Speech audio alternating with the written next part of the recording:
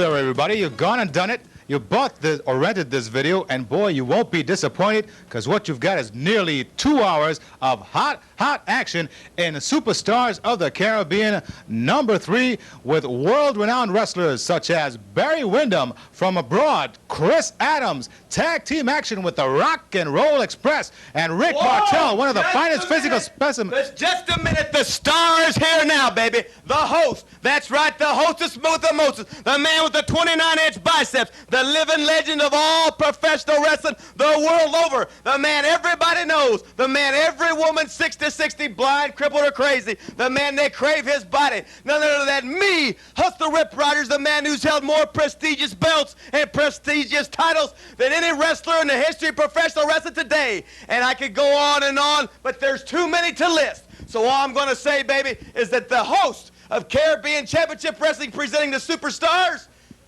is here today, and it's none other than me, Hustler Rip Roger. What are you doing here on my show? What are you doing here on my program? Well, I'm the host of the... Obviously, you're a man who needs no introduction. I'm Rick St. James, and you, of course, are Hustler Rip Rogers, as I know now. Well, everybody in the world of professional wrestling knows Hustler Rip Rogers, and you, Rick... What's your name again? Rick St. James. I've seen you somewhere. New York, right? Vince! No, that's not it, no. Please, fans, in this video you will see the likes of the Ugandan warrior, Kamala. How do you like them apples? The Ugandan warrior, Kamala, no way. I've heard through the grapevine, it's not the Ugandan warrior, it's the invisible warrior. Why so? Kamala, the invisible warrior. Why so? Why so? Because whenever there's a match, he's never there, that's why. Well, speaking of double cross, we've got Terry Funk from the Double Cross Ranch, and also a Puerto Rican coal miners match for 5,000 smackaroos. Terry Funk, he's one of my favorites. He's one of the greatest professional wrestlers of all time. Right next to me, of course, but he's wild, he's crazy, and he's a heck of a wrestler. What would any Caribbean video be without the great Carlitos Colon in action against his arch rival, Abdullah the Butcher? When you're talking Carlitos Colon, and when you're talking Abdullah the Butcher, the wild and crazy man from Sudan, you're talking about the #1 rivalry in all professional wrestling anywhere. How about the star that fell from the heavens, Chicky Starr in action? Don't talk about my friend Chicky Starr, because you're going to see my friend Chicky Starr in a scaffold match 25 feet up in the air, and I can't wait to see Chicky as he remains victorious and struts off into the sunset victorious with his hand raised. Well, I'm sure our viewers can't wait either, so let's go immediately to our first match. And there you see, then Universal Champion Hercules Ayala, one of the strongest men in wrestling, his manager Chicky Starr, the Golden Boy, facing the challenge of the challenger gentleman Chris Adams. There he is with the beautiful jacket there, Union Jack. From England, the Hustler Rip Rogers. Who cares if gentleman Chris Adams is from England? The only thing anybody cares about is that Hercules Ayala, the mountain of a man, one of the strongest wrestlers in the world today, is wrestling in San Juan, Puerto Rico before over 15,000 crazy, screaming wrestling fans. And they're there to see their champion. And the champion just happens to be none other than the mountain of a man, Hercules Ayala, managed by none other than the Golden Boy, Mr. Chicky Starr. Well, that's accurate. There's Gentleman Chris, very proper chap from across the sea. Very talented, a very experienced young wrestler up against the man mountain that is Hercules Ayala. And there you see the crowd at Roberto Clemente Coliseum, and they are standing in expectation of a great match for the title. You know it's going to be a great match because #1, you have Hercules Ayala, the Universal Heavyweight Champion, defending his crown, and you can hear thousands and thousands of people, about 15,000, cheering their hearts out for their beloved champion, Hercules Ayala. You're absolutely right. That's probably the only thing you're going to get right on video, Rip, but Give credit where credit is due.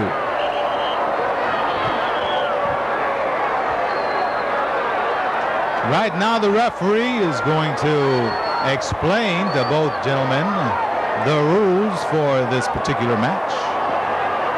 And I'm sure that's one guy who's going to go strictly by the rules, Mr. Chris Adams. Very sportsman-like wrestler. That's why he's so well-liked in the Caribbean. Yeah, he's one of the most boring wrestlers I've ever seen. He looks like your basic Mr. Goody Two-Shoes white boy who don't know what's happening in the world of professional wrestling. Meanwhile, the champion, someone you can be proud of, Hercules Ayala, a huge man, one of the strongest men in the world today. He knows what's going on.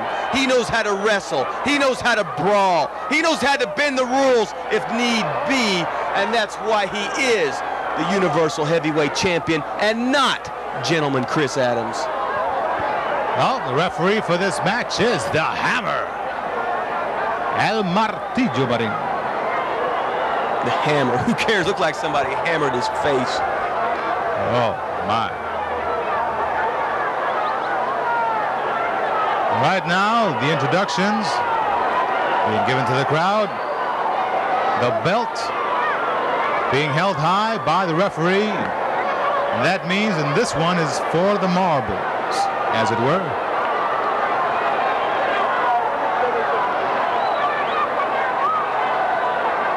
Perfunctory check of Chris Adams. Of course, we know Chris Adams is not going to have any foreign substances on his person. But then again, I really don't know about Hercules Ayala. Now, how can you say that Chris Adams is going to play by the rules? How do you know what's going to happen in this match? Anything can happen in a championship match. It could be maybe Hercules Ayala. Maybe he's going to be the one that goes completely by the rule book. And maybe it's going to be Chris Adams who bends the rules, who twists the rules to his advantage. You don't know that, and I don't know that. So let's just sit back and watch and report what's really happened and not your prejudiced opinion against my man, the Universal Heavyweight Champion, Hercules Ayala. Now hold on there. There's a Hercules has a foreign object right there at ringside. Don't you see him? Chicky Starr.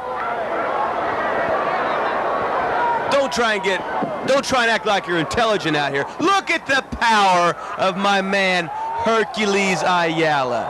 A man weighing 300 pounds of solid muscle. And if I were a betting man, which I am, I'll bet you $500 right now that Hercules Ayala beats Gentleman Chris Adams in under 20 minutes because he's bigger, he's stronger, he's faster, he has more experience, and he's got me as a buddy. Sorry, Rip, but the match started and they closed the window on you.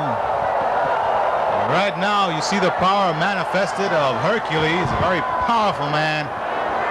Look at the big muscles, the weight, the height. He's got everything. He's got everything that you need to be a champion, and basically, he's the champion. Well, it's about time you gave him some respect, because Hercules Ayala is a great champ. Look at Chris Adams. He looks like a little rag doll trying to topple the strongest wrestler in the world today. Well, that may be true, but you know what Chris Adams' business card says?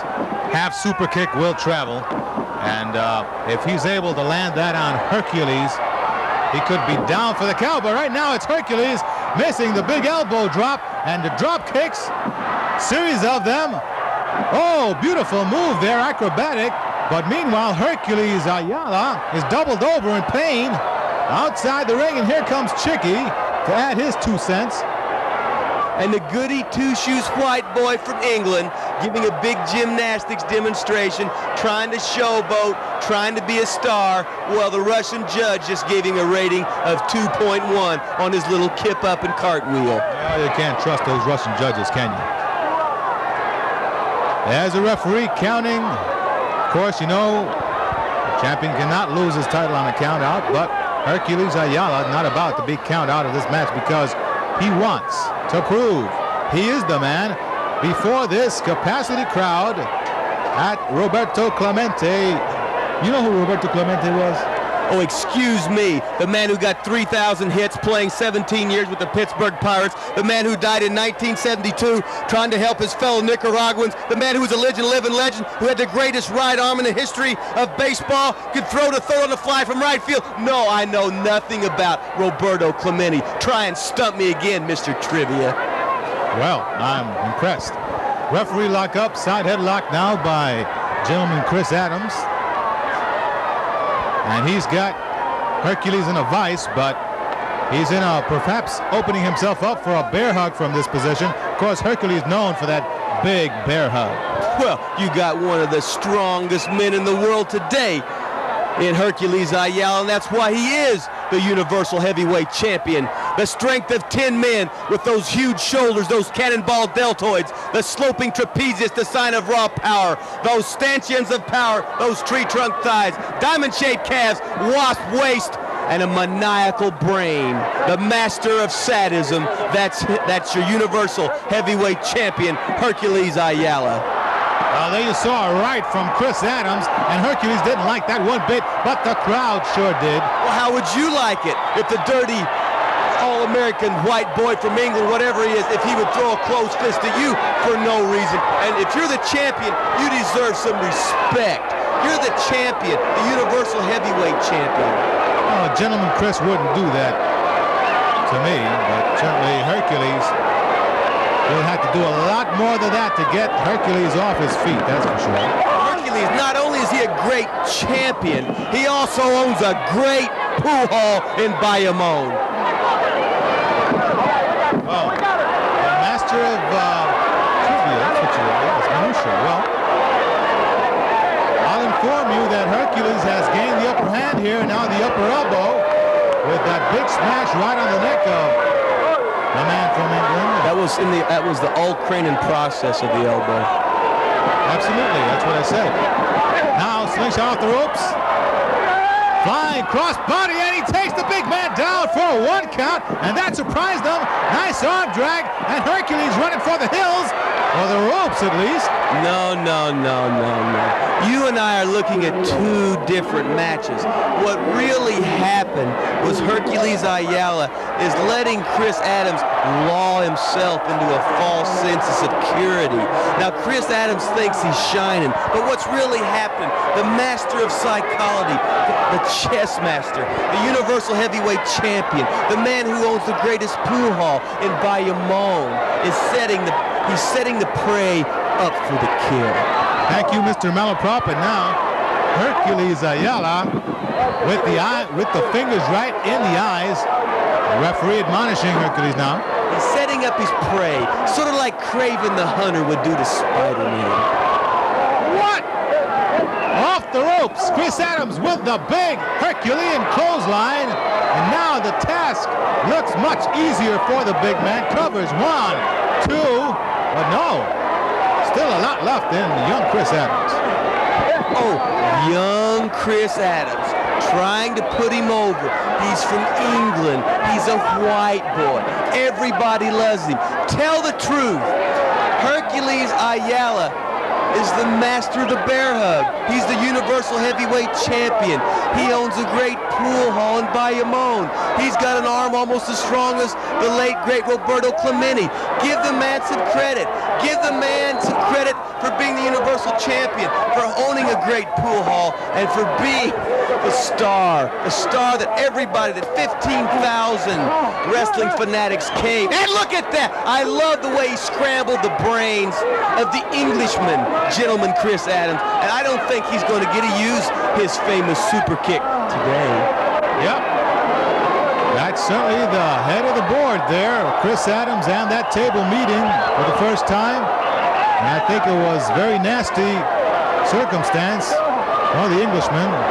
But of course, you didn't mention Hercules Ayala is a master of the figure 4. There's no reason for me to mention that everybody that knows anything in the world of professional wrestling knows when you're talking figure 4 leg lock, it's synonymous with Hercules Ayala, just like when great photographers are mentioned, it's synonymous with Eddie Grice, one of the world's most famous photographers for Playboy magazine.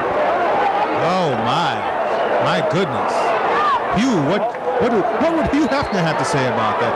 Anyway, Chris Adams right now trying to get his head clear. Oh, but that's not going to help one bit. Oh, Excedrin headache number 2, and I love it.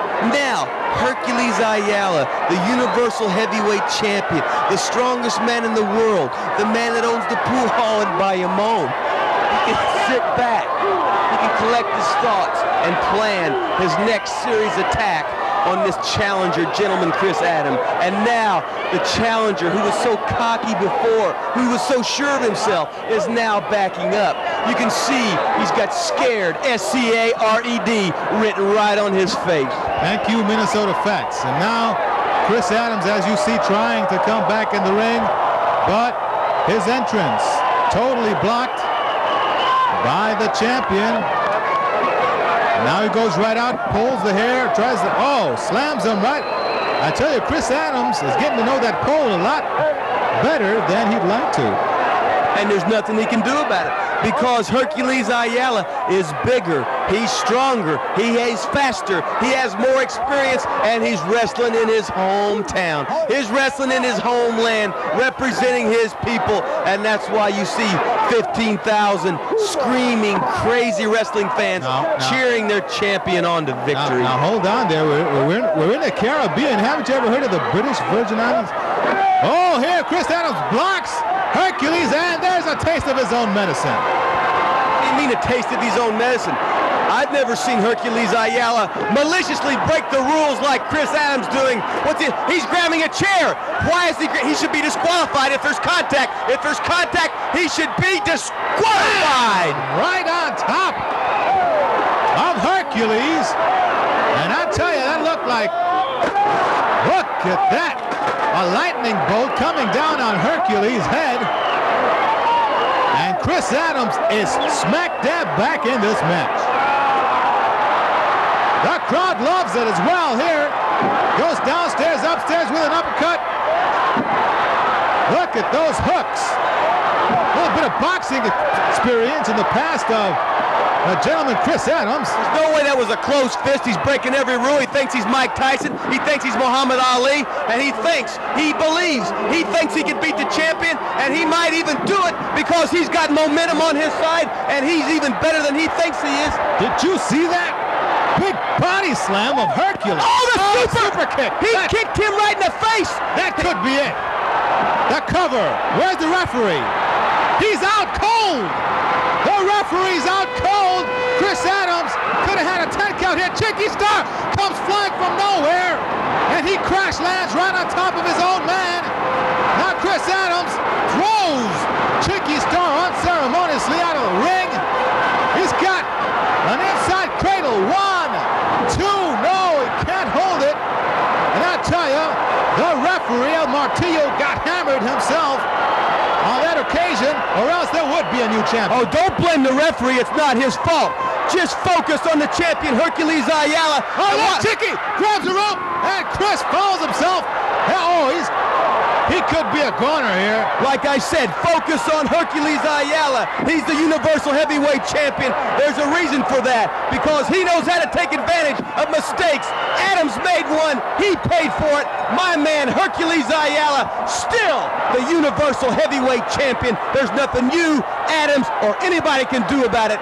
Long live the king, the Universal Heavyweight Champion, Hercules Ayala, along with his manager, my friend, Chicky Starr.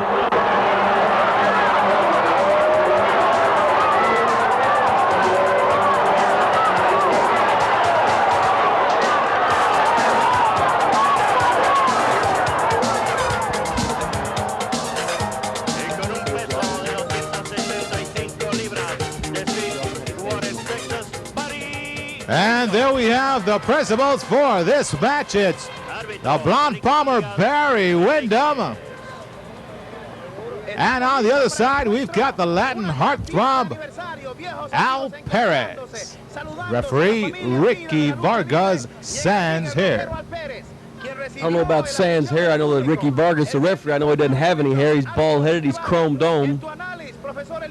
Look at that physical specimen Barry Windham. The fans, especially the ladies, crazy about Barry. We know that much. Now wait a minute. Al Perez, and it's Perez, not Perez, is the Latin heartthrob. He's the man that's won the bodybuilding titles. He's the man with the body in professional wrestling, as he's also one of the original rockers. I bet you didn't know that, did you? Well, I might not have known it, but I did. And we're in EV013. Look at the fast action here. Beautiful moves from Barry Windham. Final hip toss drives Al Perez out of the ring, and we're at Hiram Beathorn Stadium. Do you know who Hiram Beathorn was? Sure, I know who Hiram Beathorn was. He was Mrs. Beathorn's son. What do you think I am, stupid? Yes, and he was also the first Puerto Rican baseball player in the bigs, my friend. Oh, good. That gives him a grand total of 3 now. So strike one for you, my friend. Let's get back to the action. Hot and heavy. You can hear, of course, the Spanish Latin version, our friend Hugo Savinovich in the background. Meanwhile, referee lockup. And you can see Barry Windham with the height advantage. Oh my! Drives him back. Tell you, this power in the arms of Barry Windham, second generation wrestler. Oh, big deal. Who cares? Just because his daddy is Black Jack Mulligan, you think that's a big deal? But what about Al Perez's father? I know he's a postman, but you don't have to say on TV anything about that. I'm not going to get on here and verbally braiding on TV about his dad being a postman. So why do you make a big deal about Barry Windham's father being a professional wrestler? No. I thought he might have been a bypass or something, and Al Perez is the hot draw. But Ricky Vargas now admonishing Al Perez on his tactics. Keep it clean, he says, and Al says, I always do. But he doesn't, does he? Does he really? But wait a minute, Al Perez has never broken a rule in his life. He's one of the cleanest wrestlers in the world of professional wrestling I've ever seen. It's go by the book Al. He's just like Leave It to Beaver. I mean, he does everything. And look at Barry Windham. Look at that beautiful bolo punch, and wow! I tell you, Al Perez almost took a header right up top of the third rope. And I'll tell you, this is a real exciting match. These two young lions going right at it from the get-go. A bolo punch made famous by who? Kid Gavilan. Didn't know it, did you? Strike 2 on you. Well, let's see if Al Perez. Yeah, Perez, that's what I said. You didn't know his uncle was Tony Perez either, did you? I still don't know it. But Ricky Vargas with the count. Al Perez back in time.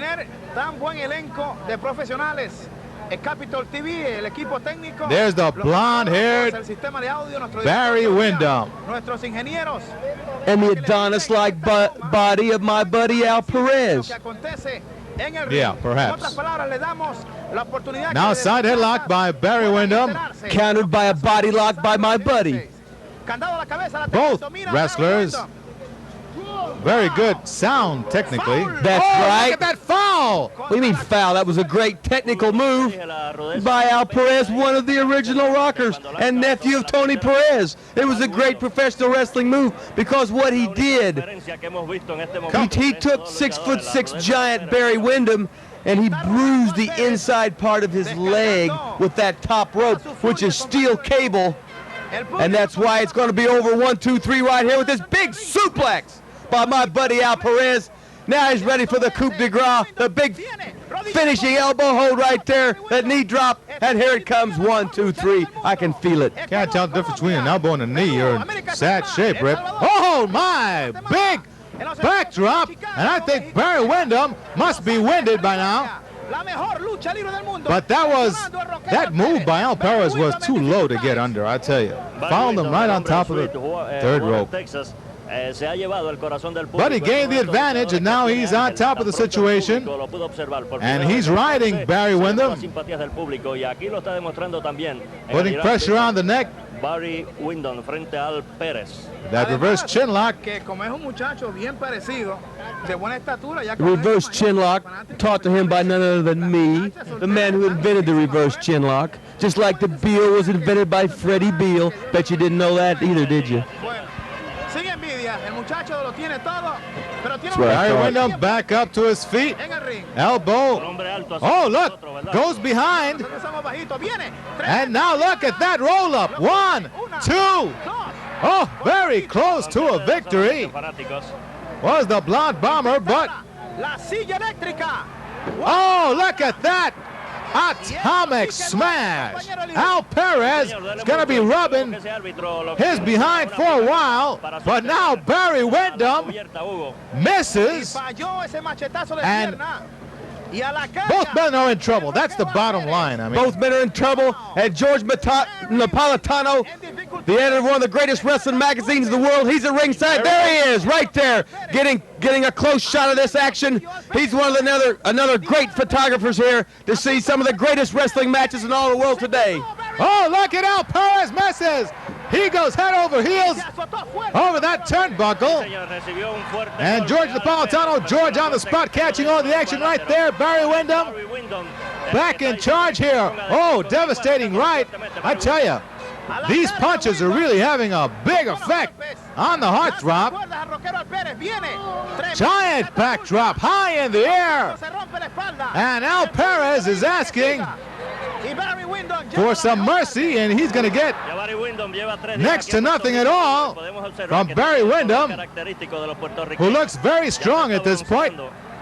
And now, oh, he's going to ride him hard and put him away wet here. Look at the hard rights to the jaw. Well, what's this? Al Perez going in the trunks. Oh, look. Some knucks. He pulls out some brass knucks and he cold cocks Barry Windham, and this could be it. And it is. Oh my goodness. Look at that. Al Perez had to resort to that type of tactic for the win.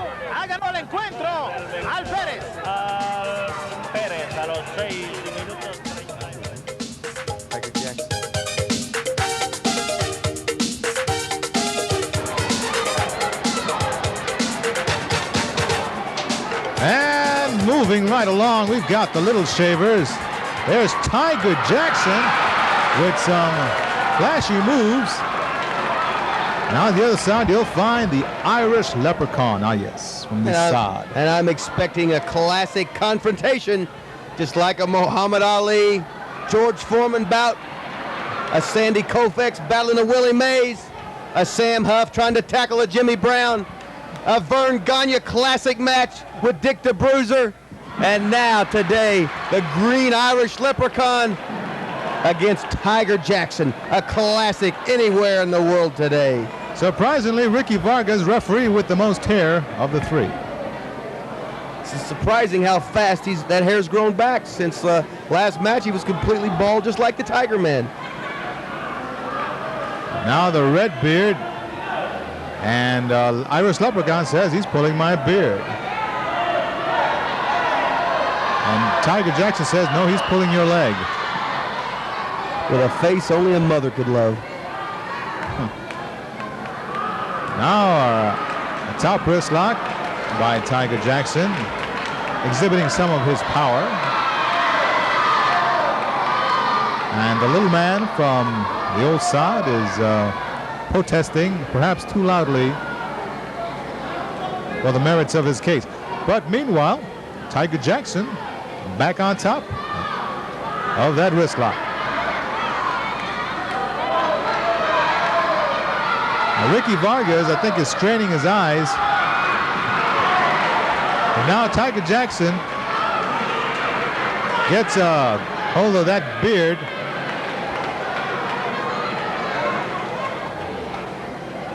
These little men really pack a wallop for their size. I want to change my prediction. I think this is going to be more like the National Enquirer versus Zsa Zsa Gabor, or Mike Tyson against Robin Gibbons. Oh my. A little clothesline from Tiger Jackson. Oh, a little clothesline? Well, Tiger Jackson showing his stuff. And Irish Leprechaun isn't as lucky as he'd like to be right now. There's a Grecian knuckle lock. No, it's an Irish knuckle lock.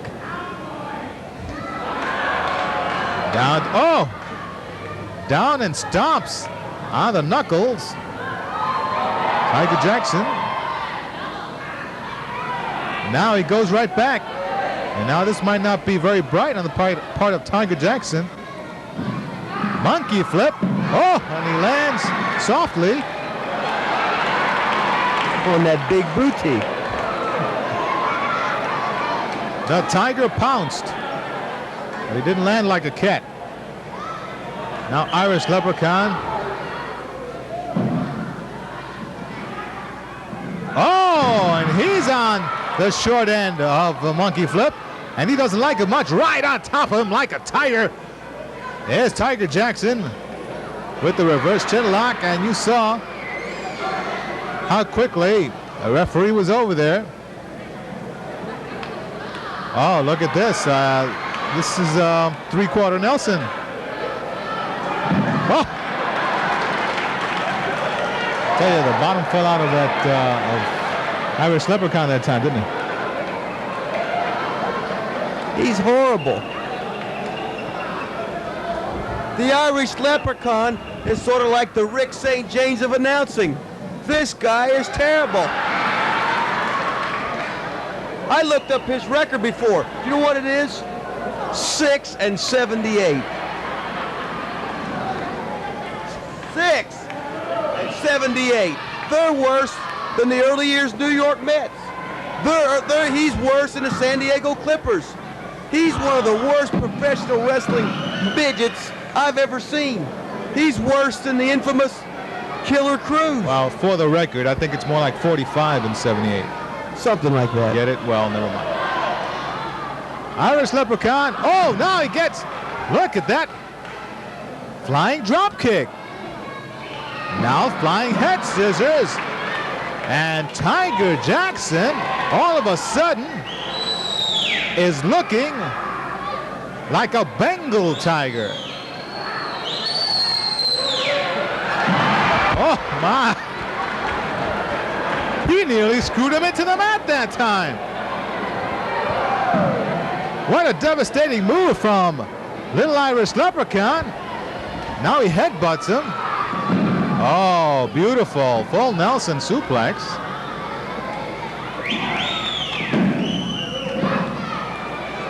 Tiger Jackson still got a lot of fight in him. Ah, beautiful double leg takedown. And he's got, ouch. He's got the Leprechaun at his mercy now, looking for the pot of gold. It sort of reminds me. Oh, look at the feet. They're on backwards. Ah! His feet are backwards.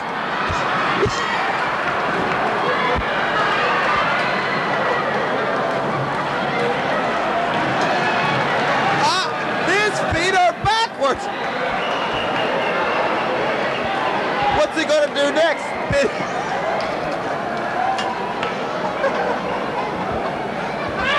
It's a rib. Let's see if his head spins around all the way next. Wow. Shades of Sugar Ray Leonard, Tommy Hearns. It's a classic all the way. The big leg drop. Somebody would be proud of you. Little leg drop. Here comes Superfly. Oh! Yes, ladies and gentlemen, this is absolutely the worst, and I repeat, the worst exhibition of any professional wrestling I've ever seen. Holy cow. Yeah, but the good part, it's over.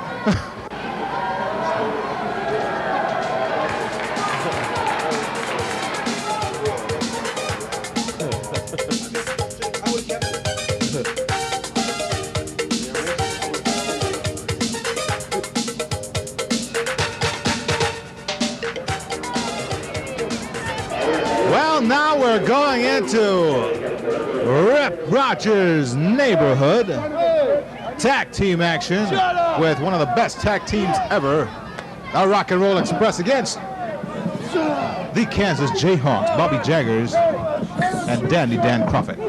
Dandy Dan Kroffat is from Montreal, Canada, so how can you call him the Kansas Jayhawks? I know you're going to say Bobby Jaggers has connived Dandy Kroffat into believing he's from Kansas.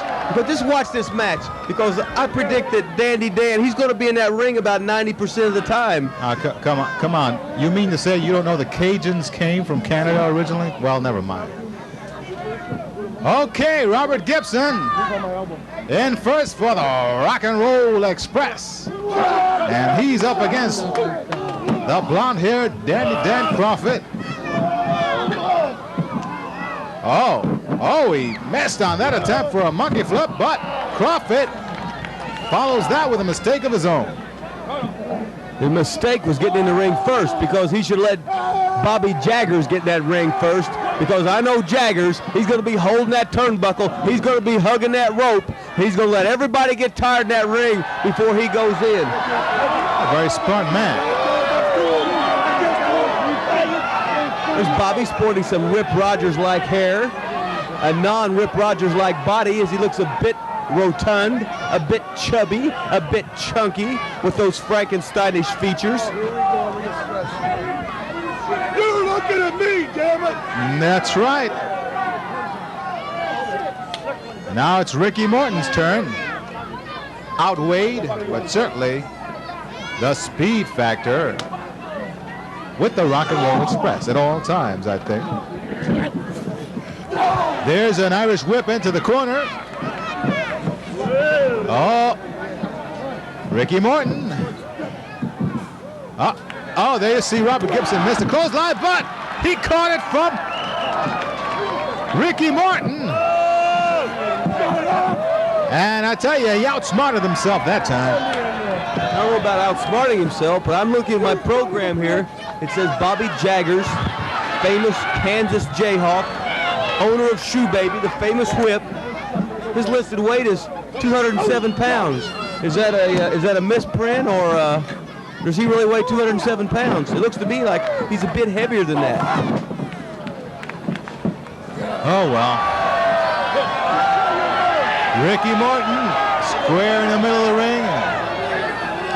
And he'll face Dan Kroffat now as he vanquishes Bobby Jaggers on this occasion. I'm sure Bobby's going to be sore about that. Of course, you know who Bobby Jaggers' partner used to be in the Jayhawks, don't you? Well, it used to be Dutch Mantel, but I think... Dirty Dutch Mantel. Dirty Dutch Mantel, a great professional wrestler, a rough, a tough veteran of the wrestling mat wars, a great professional wrestler in his own right. But I asked Dutch why him and Bobby split up as a tag team. He said, well, every time they had to buy lunch, it was always Dutch paying the bill and Bobby running out on the bill. So Dutch finally got tired of it. Well, they used to go Dutch. All right, reverse Irish whip, slingshot, and a backdrop on his feet. Kroffat, athletic move, but then Ricky Morton's just too quick. Well, there's no doubt Ricky Morton's quick. There's no doubt that the Rock and Roll Express is one of the greatest tag teams in all the world of professional wrestling today. But if they get in that ring with somebody like the Hustler Rip Rogers and any partner, I'm sure would show the people in the wrestling world just what a true tag team would really be. Well, you have been world champ, so I guess those comments can pass.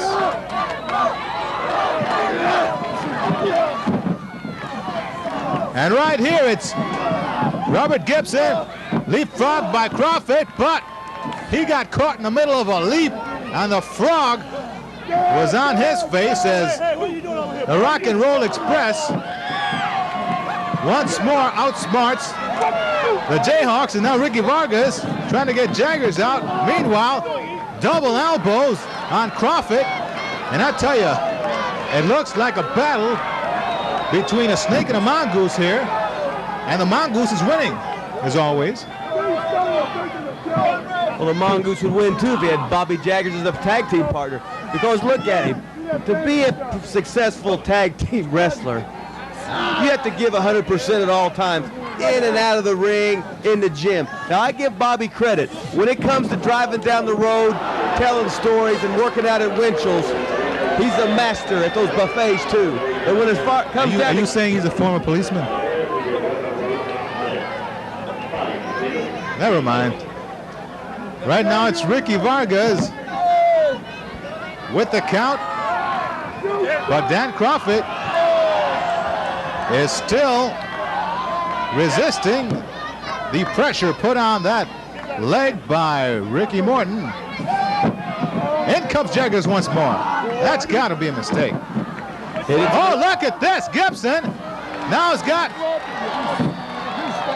a figure 4 leg lock on Jaggers, and Morton's got Kroffat, and this is a figure 8 leg lock.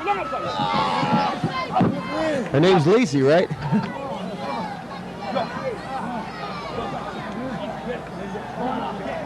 Bobby Jaggers holding the rope as usual, cheerleading his partner on. I bet now Bobby's ready to go. Yep, here he goes. He's from Rip Rogers School of Wrestling. Do nothing until it's time to act, and then get on him, baby. Bobby Jaggers definitely taking full advantage of Ricky Morton outside that ring. Bobby Jaggers taking advantage of every McDonald's coupon, every Burger King, every Windham's, every kind of special there is. And there, the omnipresent EG, Fast Eddie. Ricky Morton trying to get back inside the ring, but there's Jaggers. What? Oh, there he goes again. Knocks him straight into the ring.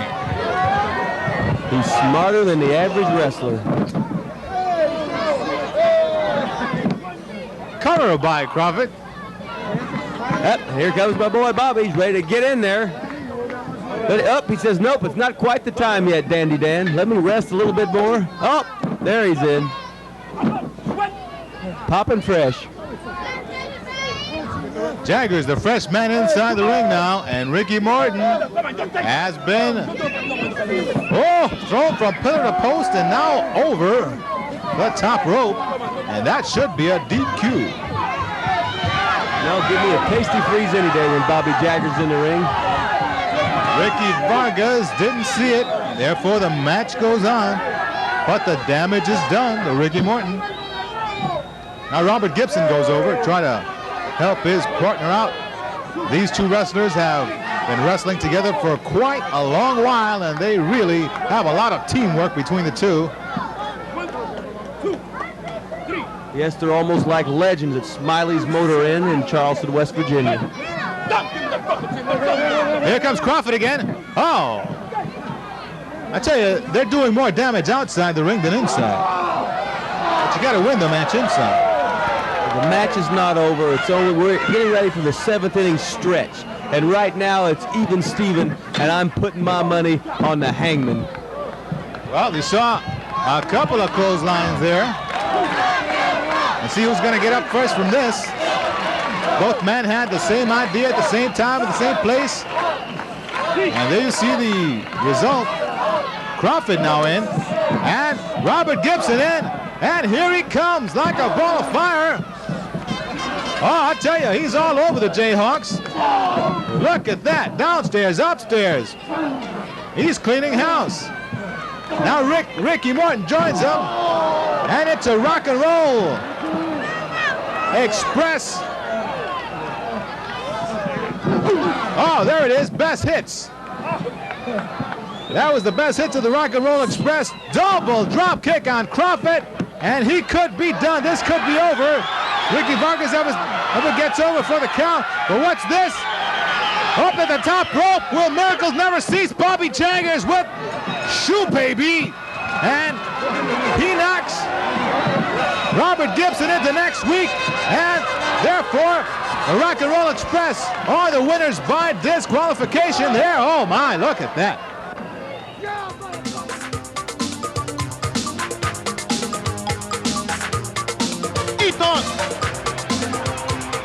Comienza el encuentro. El título en todo lo alto. There we have it.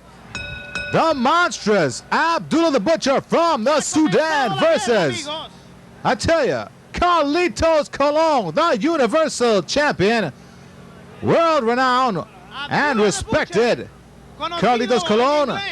And now he gets a headbutt from Abdullah the Butcher. These two men, no love lost. They're arch rivals, and their matches are always rough, bloody battles.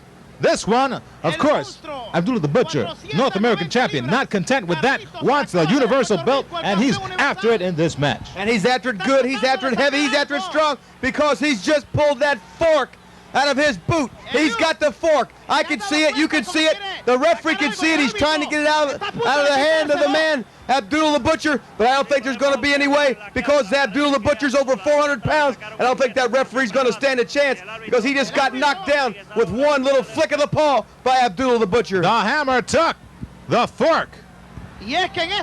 And right now, that means Abdullah is forkless. A headbutt by Colon, but it's not phasing the wild man. It's not phasing the beast from Sudan, because he's half human, he's half crazy, but he's all animal in there.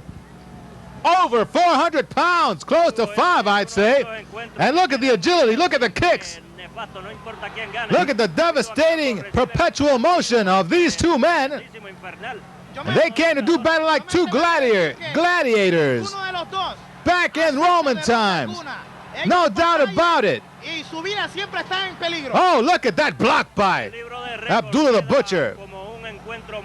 This is a toe-to-toe battle. Neither man wants to give back an inch. They don't want to back down one step. Headbutts, chops to the midsection. My goodness, what action. There's a foul, low blow from Abdullah. No way, no way. What that was a well-placed kick to the midsection. What it is, he's got that curled toe, the curled toe of Abdullah Butcher, which gives him extra leverage, extra mounting leverage to put him in control of this match for the first time. And the champion, Carlitos Colon, he's down, he's begging, and we might see a title-changing hands in the next few minutes. We're seeing how bloodied Abdullah the Butcher right now. He's biting on the ropes. My goodness. What won't this man do inside a squared circle or outside? He's a wild man. That's why he's the Butcher. That's why he's Abdullah the Butcher. That's why he's the animal. That's why he's the legend. That's why he's the man everybody's scared of. That's why he's after Carlitos Colon's belt. And that's why today he's got a good chance to get it. Oh, here's the headbutt. And this is just a wild man. I really have seen anything like this before. This man is really something. Abdullah the Butcher, all bloodied up, and he doesn't seem to even feel it. How could he feel it? He's doing headbutts, eye rakes, he's biting. He's doing everything. Oh, and now Carlitos Colon's a bloody mask himself. Well, that's the price you pay. That's the price you pay when you get in the ring with the Savage, when you get in the ring with the Beast, when you get in the ring with the most animalistic man in professional wrestling today. That's the price you must pay when you get in the ring with the Savage from Sudan, Abdullah the Butcher. He's trying to pluck out one of Carlos' eyes right there. And I tell you, this is a savage wrestler. Look at the eyes. He's lost it, man. He's way out there on some planet. And right now, he's inflicting great damage on the champion. And as you said, Hustler, if Abdullah knows what a pin is, he could be the new champion. He's not out to win a Universal belt today. He's out to make a name for himself. He's going to be the man to put Carlitos Colon out of wrestling. He's going to be the man. He's going to be the beast. He's going to be the thing that rids the Caribbean of Carlitos Colon forever. Oh, look, he continues with the low blows. Now he throws him over the second rope. Carlitos lands on the hardwood, and he bounces right back. Look at that resiliency. The defiant Carlitos Colon. I don't know many men who could come up against a monster like this and come right back, take his best, and still have something left in the tank. Carlos is lost. I mean, he could be on Mars for all we know. Down to his knees, back up his fighter's heart just won't let him quit. Pero el castigo ha sido bárbaro. But the punishment is just too much. You can tell that Carlitos is out on his feet, and now he's out of the ring. El acróbata de Puerto Rico. There's no doubt Colon's a great wrestler. He's trying his best. He's jumping back in that ring, but I'd say he's not that smart because he's jumping right back into that ring. He's going right into that fire, baby, because in the middle of that ring is none other than Abdullah the Butcher, the meanest man in all professional wrestling today, and he's fighting an animal, and he's going to pay the price today.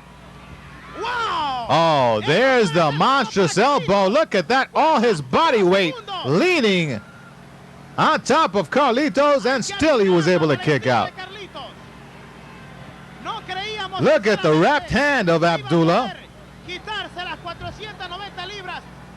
Oh, look at that. Oh, my goodness. What happened? He's got a foreign object. He's got a fork of his own. The legend, Carlitos Colon, Mr. Goody Two-Shoes. He just used a low blow on the animal. He just used a foreign object on the animal. Now, you're going to see Colon for what he really is. He's a dirty, low-down, egg-sucking dog. The fans are to their feet. They love what they see. Their man has come back, and he's using the same tactics as Abdullah the Butcher. And now you see that it's evened up. Turnabout's fair play. And now it's Abdullah who appears to be out of it right now. Look at the forehead. Oh, cracking some wood there the hard way. And here the hard rights by Carlitos, who doesn't stop the attack for 1 second. He's got Abdullah going. He's biting the man now. He's an animal. He's just like Abdullah. It's animal versus animal. It's beast versus beast. It's lion against tiger. It's dog versus cat. It's panther against wildcat. And who's going to come out on top? It's any man's guess.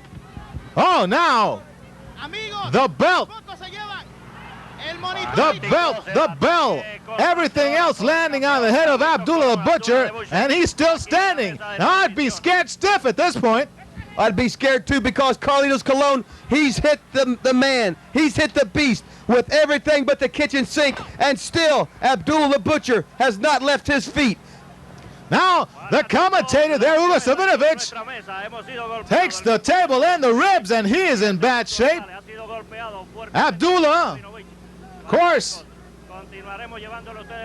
couldn't see what he was doing, but I don't think it makes a difference. I don't think Abdullah knows what he's doing most of the time anyway. He's just a rough and tough customer. Oh, look at that. Carlitos landing another headbutt. And you just have to wonder how much punishment either of these men can take. There's no doubt Colon's in pain, but he's ready. The animal, Abdullah the Butcher, he's hurt, he's dazed, but he's not backing up. He's ready for more. Colon wants the Butcher, and the Butcher wants Colon. And today, that's right, today may be the day for this could be the last match of either man. Well, then, considering the condition of these men, you've got Dr. Gonzalez at ringside as always, very watchful of the situation. Now Abdullah, remarkably, coming back up to the apron, met by another headbutt, but he's just like a brick wall there. It's the unstoppable force against the unmovable object, and Einstein has nothing to do with it. What's Abdullah the Butcher doing? He's got him set up. He's got something going. I think he might have loaded that boot. I saw him kick his boot down the mat, but Colon, it doesn't bother him, even if there's something in there. Colon, the champion of the people, fighting back, giving it his best, but still, he cannot knock the Butcher down. He cannot knock the legendary, animalistic Abdullah the Butcher off his feet. Was that cannibalistic? I don't doubt it. My goodness. Oh, now look at this. Carlos is now right inside the eyes of Abdullah. And he might lose more than this match. He might lose his eyesight. This is definitely a savage matchup. Oh, there it is. Both these men throwing out all the rules. A savage attempt to win this match. And there he is. He's finally down. The animal's down for the first time. This could be it. Cologne's ready. He's got 15,000 screaming people cheering for their champion. He's here to defend his belt for his people, and he's going to make an example for Abdullah the Butcher once and for all. This could be the last one. This could be it. This could be Abdullah's last shot. Oh, off the ropes. Oh, the champ is hot tonight. Look at this flying drop kick by the referee. Oh, my, look at that. Takes a full head first from the ring apron. And now there is no rule inside that ring. Carlitos with a body slam on that giant. Abdullah up to the top rope. This could be it. Oh, my goodness. What a drop from that height. Abdullah's out. Could have counted to 10 here. But the referee has to be injured. He's out of action. He's trying game to get back. But he fell head first from that ring apron. Very rough man. Very tough man. The hammer. And now you see Abdullah retaliating there out of desperation. And he manages to get Carlitos Colon stopped for the moment. Oh, look at this. He's biting. Oh, look at this, a dog fight, Rip. It's two dogs fighting for that bone, baby. It's Abdullah the Butcher on top of Carlitos Colon. 2 men in, 1 man out. 2 men in, 1 man out. And what's going to happen in that ring is anybody's guess. Frenchie, referee checking there on the hammer. Oh, my, look at this. Oh, the clothesline. Abdullah. That's right, Abdullah Butcher clothesline Carlos Colon, and I think he's got that fork in his hand. The second referee coming into the ring. 1, 2, 3. That's right, the winner has got to be Abdullah the Butcher. But everyone saw the fork he took out of his trunks. And of course, Frenchie was not the official referee. The official referee had an excedrin headache, number 21, outside the ring. Meanwhile, he declared Abdullah the new Universal Champion. But what's this? The referee apparently has called him off. He has called him off. And he is the official referee, so the hammer now leaning over towards Carlitos Colon, and this could be a reversal here. Apparently the hammer was able to see the move by Abdullah the Butcher when he took out that fork and used it on Carlitos Colon. And now Ricky Vargas has the belt in his hands. Which will it be? New champ? Or let's just wait along with you fans. The referee, there it is. The still Universal Champion, Carlitos Colon, is the winner because of disqualification. Oh, look at this. He crowds him with the belt. Will this battle never end? These two men attacking each other for all they're worth. Abdullah now. Oh my, look at this. All havoc's broken loose. They're up in the stands. They're going through the aisles. They're going towards the exit. They're going towards the concession stand. Maybe up in the bathroom in the stands. I don't know. But I know there's no love lost between these two. Abdullah the Butcher and Carlitos Colon. You can be sure whenever they meet in that ring, wherever they meet in that street, it's going to be a fight. It's going to be a dog fight. And nobody knows when this feud will ever end.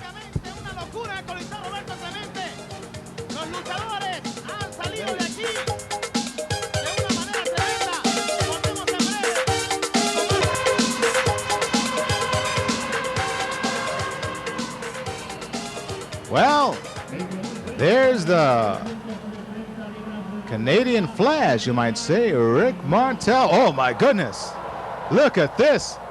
The Ugandan headhunter with that ferocious headdress.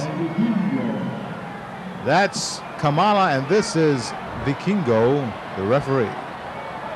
3 handsome men in the ring, if I do say so myself. What are those shrunken heads there? Are those?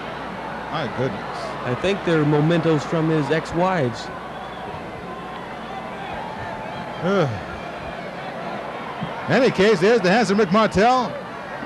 Muscular. You can tell Martel has been in the gym. I don't know where he's been. He's been in Uganda. What do you think he's been in? That's why he's from he's Ugandan warrior, isn't he? Ugandan warrior? Ugandan warrior, or the invisible warrior, you know, whatever. Well, it's very apparent to me that it's a mighty tough task for Rick Martel. He's outweighed. Perhaps the giant is stronger as well, safe to say. Rick Martel's going to have to use every ounce of wrestling knowledge and ability in his body. That's right, Kamala's about 400 pounds. Doesn't exactly go by the rule book. Plays the game his way. Plays to win. It's going to be a long night for Mr. Rick Martel. I can feel it. Well, if you count the 220 pounds outside the ring in the form of Kroffat, Kamala's manager. Oh, look at this. Haymakers. And the giant, finally goes down from the drop kick.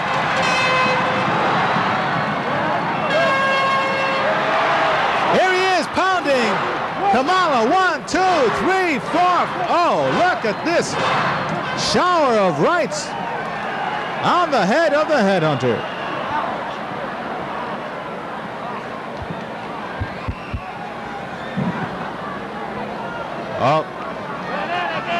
Kamala didn't stay long, down for long.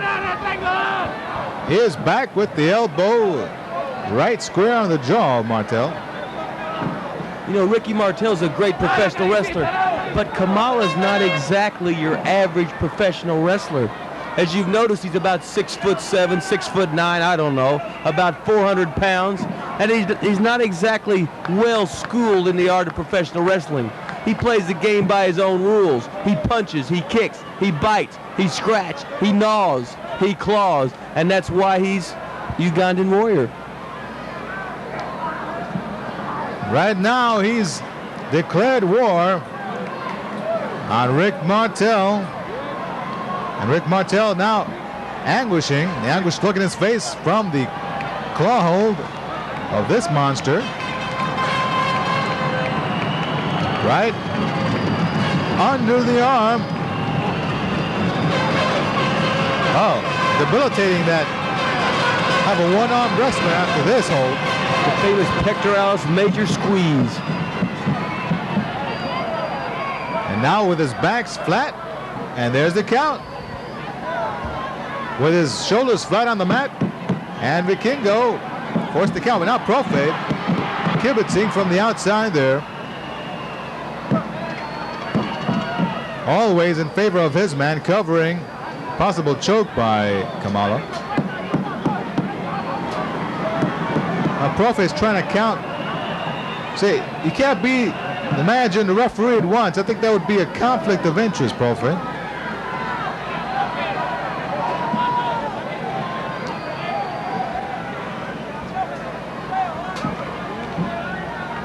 I think Ricky Martel's giving it up. I think Ricky Martel's had it. He can't get off the mat. There's nothing he can do about it. He can have a sellout crowd here at Roberto Clemente Coliseum. They're all screaming for him, but it doesn't matter. Because the Ugandan Warrior's got that big peck hold. But no, there's a couple of haymakers from Martel, and he backs up the Ugandan Warrior, and now the boot right to the chop stops it all, and right back to that claw. And those massive hands of the Ugandan are dominating the psyche of Rick Martel. He just hasn't been able to get on track. And Kroffat isn't helping any from the outside. He has a verbal battle with the crowd. Meanwhile, Rick Martel has enough to handle in the person, I use that term loosely, Kamala. Why are you getting on Profi? Profi's just doing his job. If you were manager, you'd be cheerleading your signee. You'd be helping the person you're leading to a particular goal. Now, would you or would you not? I don't know. You have to be a little nuts to manage a man like Kamala. Right now, Rick Martel off the ropes. A tackle, no effect. Whoa, my! Leapfrog from Kamala. That's the wildest thing I've seen in a while. Oh, here's the belly smack. That means either up ready for lunch, dinner, breakfast, or anything else he can grab a hold of. Namely, Rick Martel. No, it's the famous Ugandan belly bounce dance. That means he's setting his prey up for the kill. That's exactly what that means. I thought that's what I said. But obviously not. Rick Martel doesn't like it either way. Oh, now he comes off the rope with a haymaker, almost topples the Giant, but nothing doing. He's right back on the attack. There's a drop kick, but the Giant still bends, but he will not break. Oh, giant chop, and that did it. A big chop right on the bullseye in front of his skull there. And now the crowd is up. Well, it looks to me like the hunter has become the hunted. Rick Martel coming back on Kamala. Kamala's not exactly doing his Ugandan war dance now. He's doing some kind of other dance. He's doing the two-step. But on one leg, Rick Martel's taking care of the other leg. Oh boy, there it is. Giant legs on this Giant, as you would expect from a Giant. Of course he's a Giant. He's got Giant everything. Gigantic appetite as well, but let's see if he's going to go hungry in this match, because Martel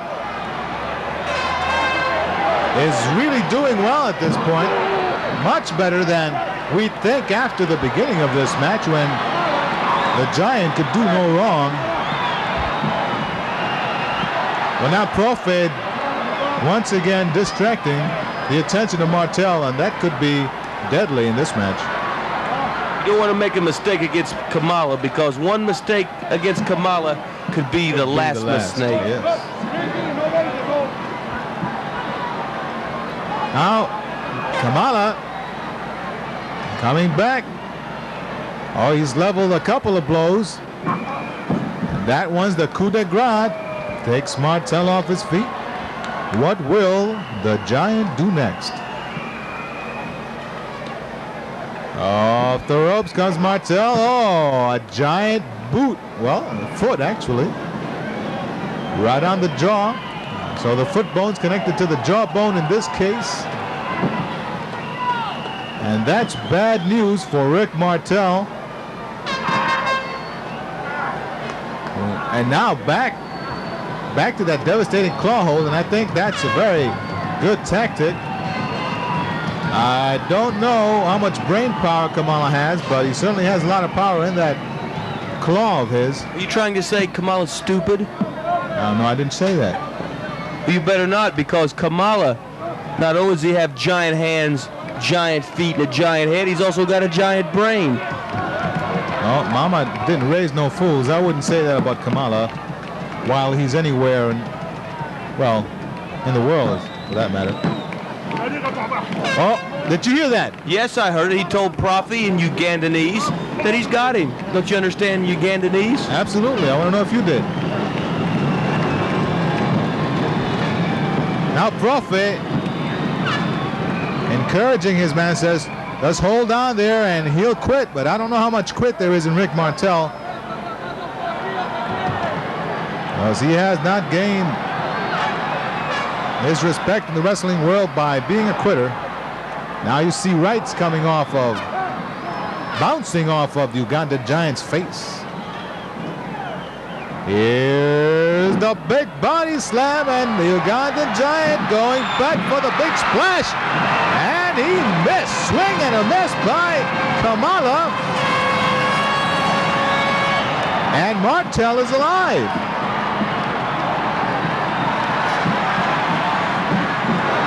Here he comes now.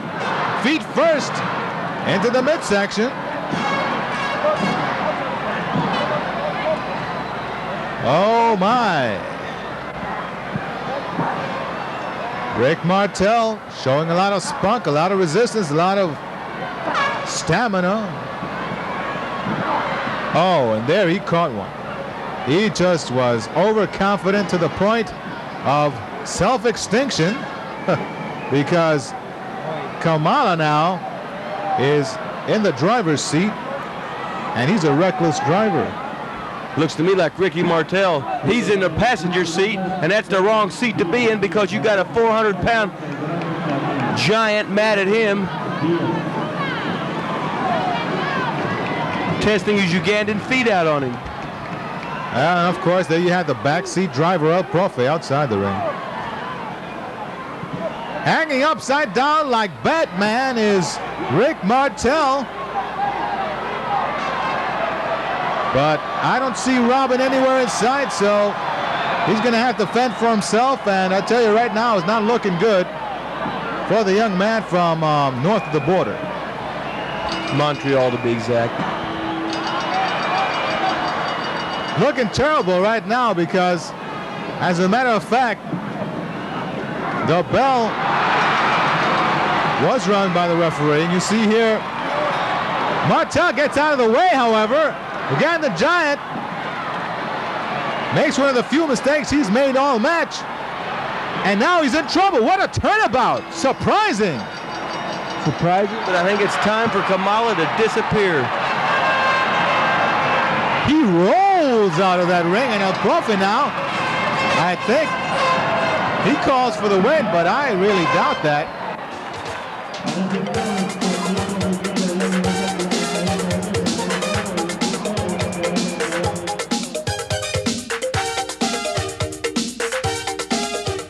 Well, Ripper, you know what's up next? The Puerto Rican coal miners match. A Puerto Rican coal miners match? I know there was any coal miners in Puerto Rico. What does that mean exactly? Haven't you ever seen a barbecue? Well, I'll tell you exactly what it is. You've got 15 ambitious wrestlers down in that ring. You've got a pole. You got 5,000 smackaroos up on top of the pole. And I'd climb any pole for $5,000, baby. You can bet that.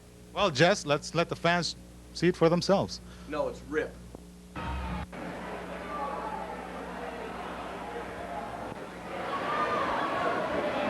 And here we go. There you have the competitors climbing inside that ring. And there's a high five. There's a huddle high five by a bunch of men in one corner. Oh, look at this mass of humanity. The closest to the prize right now is Jason the Terrible with the mask. I don't know what part it is, but he's very close up there. TNT jumps on him right away, pounding his head against the pole. That pole might go before anything else. Now TNT is being grabbed by the assassin number one. The action fast and furious. TNT now very close to grabbing the bag full of money. And It's a pole 15 feet up in the air. We got 15 wrestlers after $5,000. $5,000 will buy a lot of anything that anybody wants. And Jason, he's fighting his heart out. TNT, he's after that money. Profi, Sasaki-san, Miguelito Perez, Chicky Starr, Ricky Santana, Bobby Jaggers, they all want $5,000. You would want it. I would want it. Anybody in their right mind would want $5,000. And they're going to bust their booties to get up that pole, win $5,000, and spend it as they well please. Rufus R. Jones, Mr. Pogo, Sasaki-san, all battling in there, pounding on Ricky Santana. And right here, Tom of the Islander trying to get up that pole. He might have some practice with the coconut trees in the islands, but he slides right back down. Oh, look at that head first. Now Chicky Starr making a move. Very quick here. He's up top. Rufus got a hold of him. Miguelito jumps, leapfrogs. Oh, here comes Puffy. Right on top. It's like King of the Hill here. Chicky Starr. It's Tricky Sticky Child. He's the one. He's the man that's going to get the $5 grand. It's going to be party time. It's going to be Puffy and Chicky and Jason celebrating the night Elizabeth. I can say, what's this? My. It's booty time. It's slack booty time. He's pulling the pants down. Chicky Starr has there's beer everywhere. The fans are going completely crazy, and I'm going crazy. The Batten brothers, they want a piece of it. There goes Sasaki's son. He wants the $25,000 yen. There's Bobby Jaggers. He's the assassin. A very big man, and he didn't get very far. Ricky Santana trying to make a move for it, but oh, look, we're seeing more of Ricky Santana than we pleased. But there's Rufus. I want to see Rufus climb that big pole. Rufus has climbed many a pole in his day, but today's not going to be his day because there's too many people pulling on that black booty of his. You've heard of Jason Hits New York? Well, now it's going to be Jason climbing that pole. Look at Jason climb that pole. He wants $5,000. He don't care if Perez is on his back. He don't care if Milo Huertas is on his back. He don't care if Puffy's on his back. Jason wants $5,000 and he will not be denied. Jason takes Catano. Part one. Oh, look at this fouling. Anywhere you can catch his catch can. No friends in this one. They're all out for the $5 grand. Bobby Jaggers there. Good-looking Bobby Jaggers. He wants that $5 grand. I don't know how Bobby could climb that all by his lonesome, leave alone with 15 guys inside that ring. But he's trying, bless his heart. TNT the Ninja, he thinks he wants the $5,000. I don't know what kind of a match this is because there's no wrestling. It's just who's ever the fastest monkey. Who can climb the pole the best. Right now it looks like TNT, and he's got that ninja training because he can smash watermelons, he can jump over buses, but he can't climb no 15-foot pole. But maybe Dan Kroffat can. Maybe Tom of the Islander can. Oh, Hurricane Castillo, firm grip on Tom of the Islander, and he topples. And now it's a mountain of flesh, muscles, bones, body strewn on the mat. Here comes one of the twins, and he gets a forearm in a low place by Jason the Terrible, who earns his name. Here's Ricky Santana now, and Ricky's didn't quite get there. And who could with a handful of trunks? There's no way. Profi now. All these men vying for the $5 grand. It's winner takes all. The winner is the one who grabs Milo Huertas over the top. Very nice move by Huertas, the flyer. He's very close there, but no. Look at the way they smash him down to the mat. And Huertas is going to think about it. Gonna have to try a different strategy because that one did not work. And now it's Dan Kroffat who'll try, but they've got a firm grip of him. So far, oh, Assassin 1 making a move now. No, it's Assassin number 2. Assassin number 1 is a little bit bigger. I can tell from my experience in the world of professional wrestling, that's number 2. But Chicky Starr, the greatest manager in the world of professional wrestling, he's getting closer. He's just inches away, and $5,000, 50,000 dimes just might be Chicky. I can sense it. You can sense it. Everybody in Catano can sense it. Rufus R. Jones is trying his dangest. Sasaki-san's trying his best. Ricky Santana's trying, but it's going to be Chicky Starr. Chicky Starr is going to be the man. Well, and there you see now Chicky Starr being pulled back down. Meanwhile, scores are being settled all around the ring. Oh, the bottom line is Kroffat didn't make it on that try. No, but I did see a big zit on his behind end. A big zit that could use some Clearasil. Miguelito, the latest to try and fail, and no man has been able to grab the handful of dollars in that big bag up on the pole. going to be Dandy Dan Kroffat. No! He's auditioning for Elizabeth, and he just might get the job. Here comes Tama. Oh, look at that. I thought Tama had it. You see that coconut tree experience. Here comes the blob. Jaggers. The Vietnam veteran with a gunshot wounds in his behind end. Here comes Mr. T. TNT, the Ninja Master. No, Jason takes Catania once and for all. 50,000 dimes up in that bag. $5,000. Jason must not be Friday because Jason, whoa, look at this. Jason's close. He's making a move. Meanwhile, the crowd, look at this. Everybody chanting Jaggers, Jaggers. Now Ricky Santana out of action. But, Milo Huertas, look at this, very close. Brought back down to earth once more. If you want wild action, this is it. And I bet you're glad you bought or rented this video, because when you get the Best of Caribbean Championship Wrestling Volume 3, you're seeing the best. You're seeing the best legs, the best booties, the best bodies in the world of professional wrestling today. And that's the bottom line. Meanwhile, Rufus R. Jones still in this. Oh, look at Jason teeing off. Meanwhile, there's Kroffat making a move, but with a firm grasp on tight. Oh, Chicky Starr making a, whoa, there he comes. Oh, he's close. He's got it. No, almost. So near yet so far was Chicky Starr. And he lands on his feet just like a cat and pounces right back up at TNT. The Ninja, very aware of the situation, as is Sasaki-san.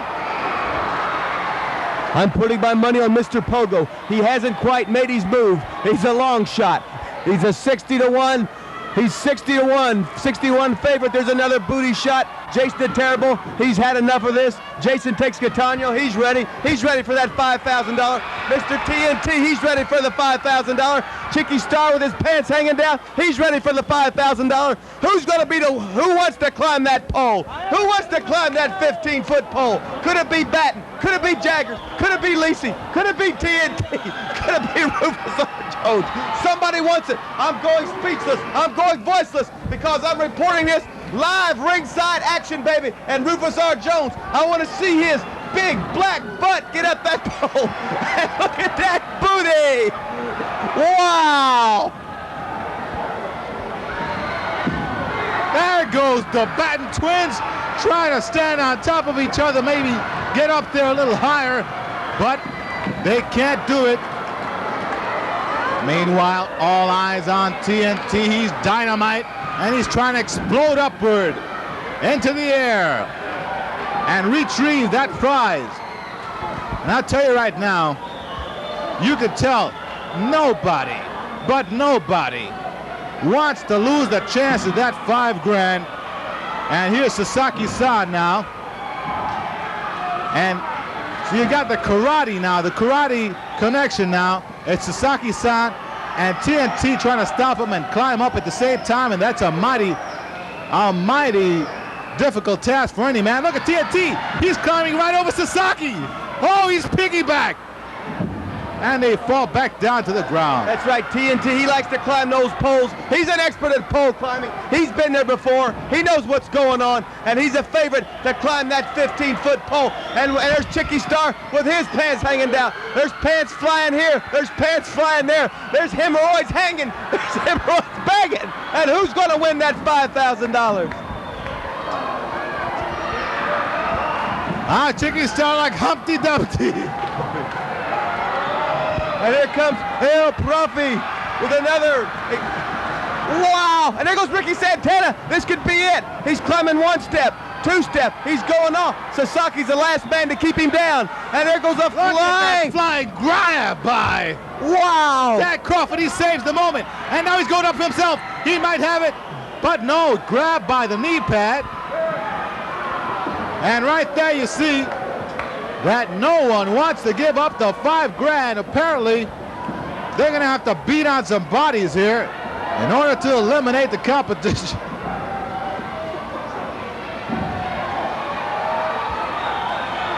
Oh, there goes Chicky. And all the King horses and all the King's men can't bring Chicky back again. Oh, well, he's back. Well, call me a liar. There's Milo Huertas. He's going up. The Batten twins, they're going up. Bobby Jaggers, he's too lazy to go up there. He's going to try and steal the money if anybody else gets it. I would put that below him. That's for sure. Bobby Jaggers could certainly do that. But the Jayhawk is flying low right now. The Jayhawk has landed. And there goes Chicky. There goes my man Chicky Starr. Oh. Boy, Chicky must really have some plans for that money because he's been up very close. And so far, he has not been able to go all the way. Can he do it? Can he the one that put himself over the top? It's not going to be Pogo. Gone. It could be TNT. It's Chicky Starr and TNT neck and neck. There's another one's gone. No men are dropping out. Now there's a real chance. The twin is gone. TNT, pull up your pants there, Ben.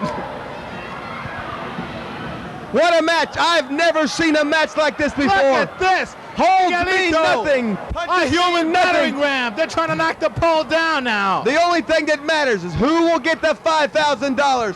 Who will run up there? Who will be next to get their pants pulled down?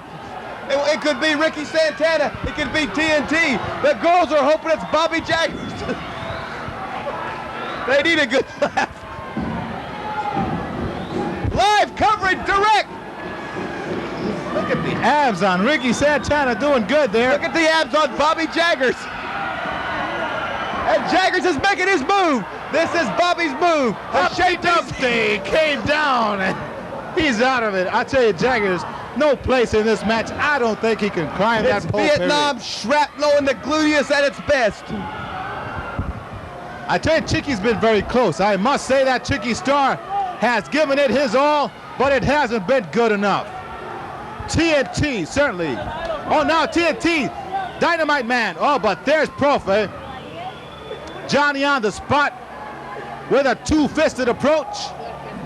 And there's no way that these men are going to give up their chance at $5,000 right now. We're telecasting this match live. Rick's tired, I'm tired, everybody's tired. I can hardly keep up with the action. I've seen so many holes. I've seen so many cracks. Wow, what action? Who's going to get that $5,000? My voice is cracking. Everything's cracking. It could be TNT. It could be Bobby Jaggers. It could be the Batten. It could be Eddie G. It could be Ricky Santana. It could be me. It might be one of the guards. It could be Lacey. Chicky Starr, that's for sure, because he's gone. It could be Robert Mendez. He might fly out there. It's not going to be Rufus R. Jones. Rufus is, oh, you mean all this time it's been over the top and they're eliminated? Well, why didn't somebody tell me? I've been sitting here. I didn't even know that. I'm the host of this program and nobody even told me. Meanwhile, my man, El Profe, whoa, no! Big old Perez, he's down. Profe's busy pulling his pants up. Here comes Santana. No, Milo Huertas, Mr. Hot Dog, he's going to get it. Yes, he's going to get it. Milo Huertas. Yes, oh, what a move. He's up there. There it is. He's going to get it. He got it. Yeah, and does anybody care? Richer. I don't. I know one thing. He's going to spend it on a lot of girls at Danny's tonight. And there you have it. Your winner. But is he getting out of there with the money? He's running because he's scared. If I'd have got that money, I'd have thrown it to all the people. That's the kind of guy I am.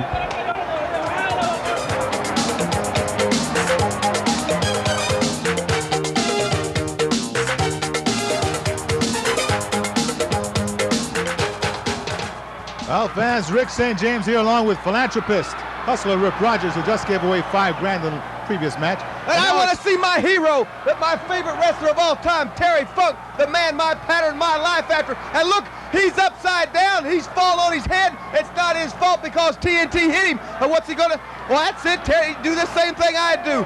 Get away from TNT. He's a nut. He's a crazy man. Look at the ring. It's going up and down. The referee, Ricky Vargas, he's going crazy. Look, I can see that right now. He's got him in a headlock down. He's away. He's running away. Where's he going now? Where's my hero going? What about the chaps on this man? He's going. He's in the bullpen. He wants some popcorn. He wants some peanuts. TNT says no. He says no way. TNT now follows him right outside, and the fans now cheering him on. And Terry Funk certainly middle-aged and crazy, and you can see why. I don't know about that. I just know he's crazy, and he's my hero, and he's going to beat TNT because Terry Funk's the greatest thing since sliced bread. Like dynamite exploding now. Oh, look at this. A haymaker with Ricky Vargas. And I think Terry Funk might be out of it. TNT right now has exploded.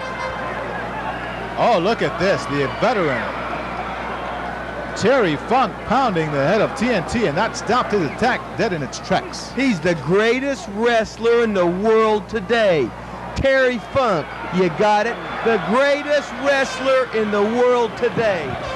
Chaps and all, my main man, Mr. Terry Funk, and he's going to make an example of that overrated 9th degree black belt Taekwondo ninja expert, Mr. TNT. Oh, now this is serious. Terry Funk just took his shirt off, and he's ready, getting down in the blood, the mud, and the beer, as he has done in numerous bars. Meanwhile, TNT comes right back with a chop of his own, and now Funk might be in a blue funk. All we know, the head goes up against the turnbuckle, and Funk is, whoa! He sprawls out of that ring. Now takes a shot right in the head, and he topples to the, oh man, I tell you, that looked like a Tyson punch right there. Thrown by Robin Gibbs is what it looked like to me. And what's he doing right now? No.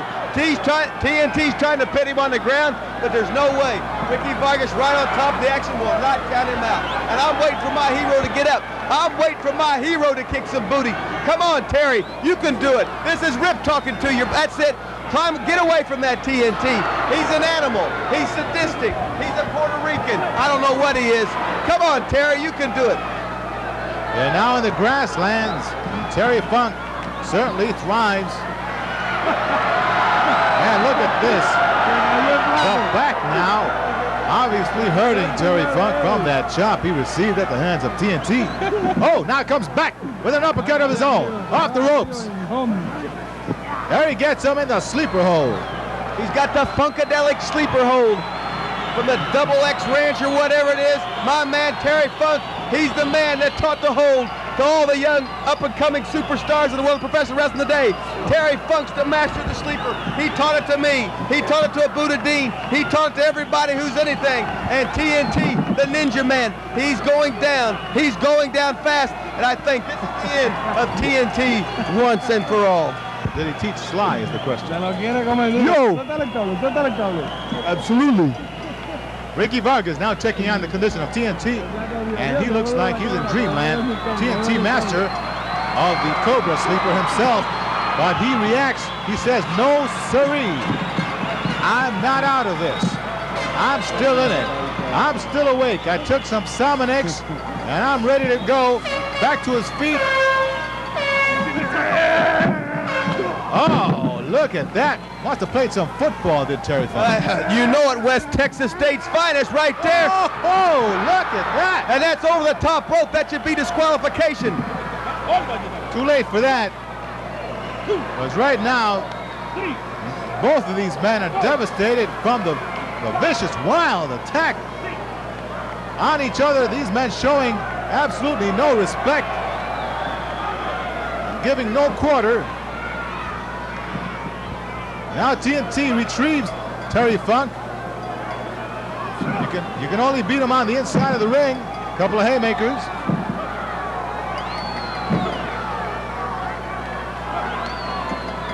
Oh, Terry Funk now draped. Oh, he's in a bad position.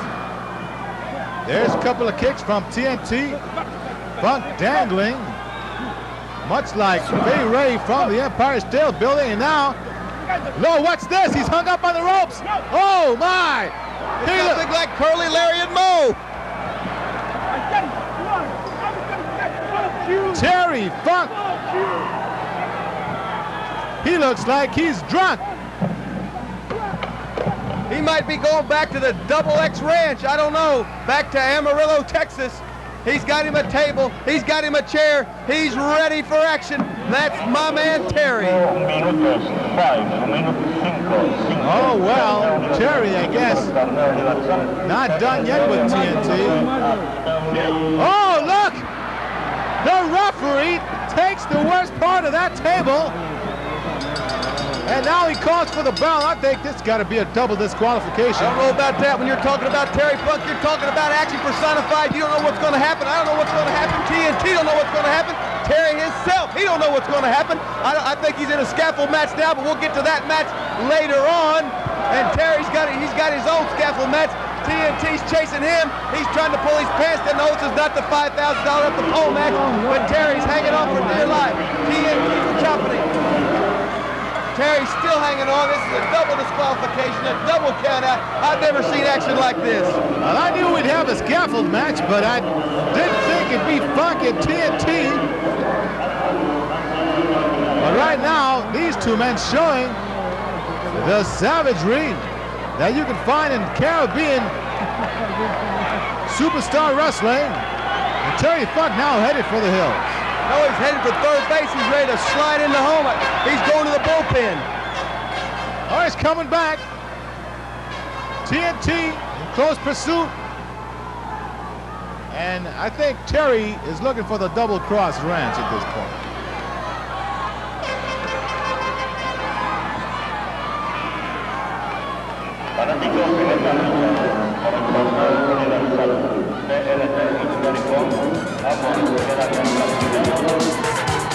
No matter what happens, Terry Funk's still my hero.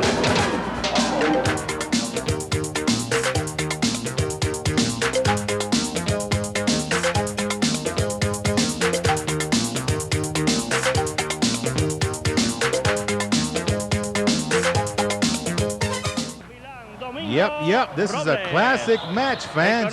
There it goes, the bird, it's a plane. No, it's Albatross. Domingo Robles, the walking accident versus Jay Youngblood, Rick.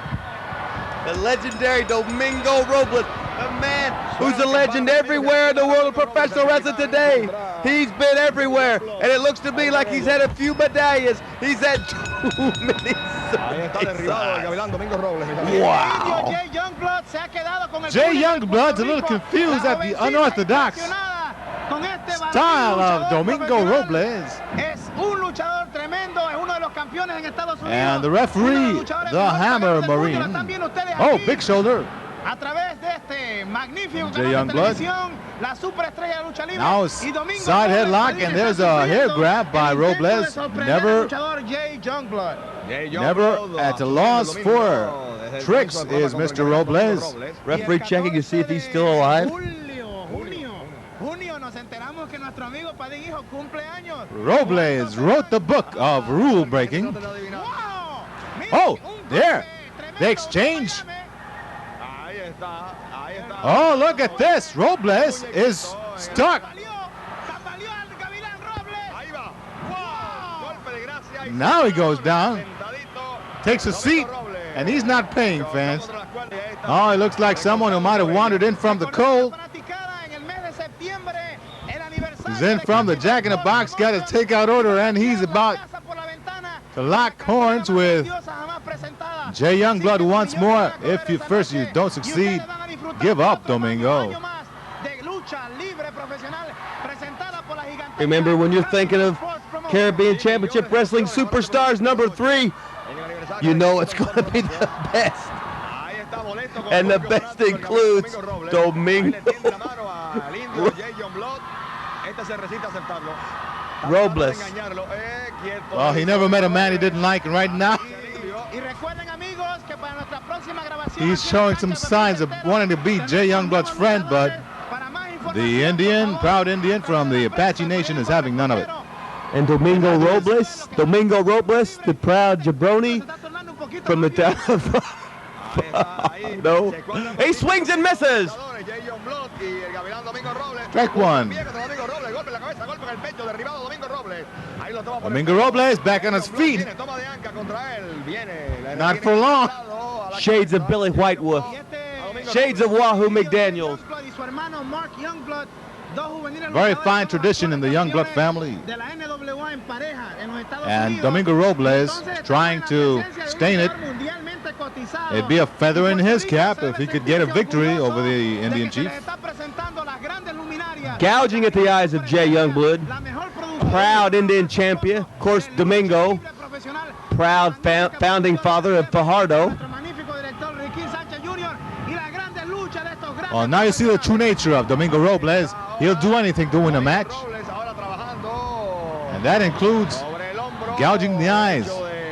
Oh, here he's going with, there, the eye gouge, eye rake. But the double chops from Jay Youngblood, and he's on the warpath now. Watch out, Domingo Robles. You might be knocked into next week. Oh, down he goes. Oh, big elbow. This could be good night, Irene. 1, 2, 3. And look how fast up he is. He wasn't even phased. The winner's Jay Youngblood, but the first one to his feet is Domingo Robles. So it's another classic.